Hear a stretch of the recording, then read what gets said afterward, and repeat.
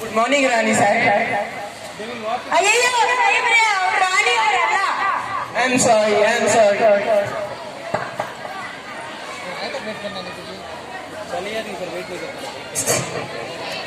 Good morning ರಾಣಿ ಸಾಹೇಬ್. Thank you. ನಿಮ್ಮನ್ನು ನೋಡಬೇಕೆಂದು ತುಂಬಾ ದಿನಗಳಿಂದ ಕಾದಿದ್ದೆವು.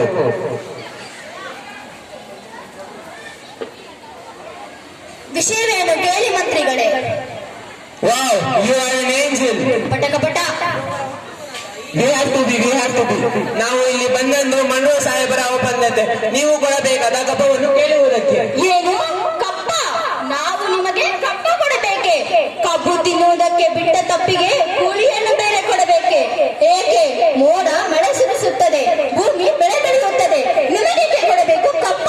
ನಮ್ಮವರೊಂದಿಗೆ ಹುಟ್ಟಿರಾ, ಬಿತ್ತಿರಾ, ನೀರು ಹಾಯಿಸಿ ನಾಟಿ ನೆಟ್ಟಿರಾ, ದಲಿತವರಿಗೆ ಅಂಬಡಿ ಕಾಸು ಕೊಡ್ತೀರಾ, ನಿಮಗೇಕೆ ಕೊಡಬೇಕು ಕಪ್ಪ? ನೀವೇನು ಅಣ್ಣ ತಮ್ಮಂದಿರೇ, ನೆಂಟರೆ, ಇಟ್ಟರೆ, ದಯಾದಿಗಳೇ, ನಿಮಗೇಕೆ ಕೊಡಬೇಕು ಕಪ್ಪ?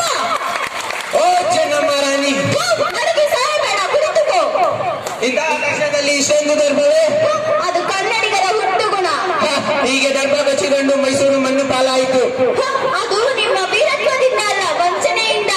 ಮೈಸೂರನ್ನು ಹಾಳು ಮಾಡಲು ಮರಾಠರನ್ನು ಹಾಳು ಮಾಡಲು ಮತ್ತೊಬ್ಬರನ್ನು ಎತ್ತಿ ಕಟ್ಟುತ್ತಾ ಇಡೀ ಹಿಂದೂ ದೇಶವನ್ನೇ ನಯವಂಚನೆಯಿಂದ ನುಂಗಲು ನಿಂತಿರುವ ನರಿಜಾಂಡಲವರೇ ನೀವು. ಎಚ್ಚರಿಕೆ! ಕಿತ್ತೂರು ರಾಣಿಯನ್ನು ಕಪ್ಪ ಕೇಳುವ ನಾಲಿಗೆ ಸೀಳಿ ಹೋಯಿತು.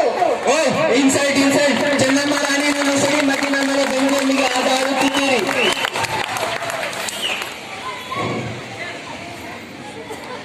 ನಿಮ್ಮ ಕಂಪನಿಯವರಿಗೆ ನಮ್ಮ ನಾಡಲ್ಲಿ ನಿಲ್ಲಲು ಜಾಗದ ಭಿಕ್ಷೆ ಕೊಟ್ಟವರು ನಾವು. ಕಟ್ಟಳೆ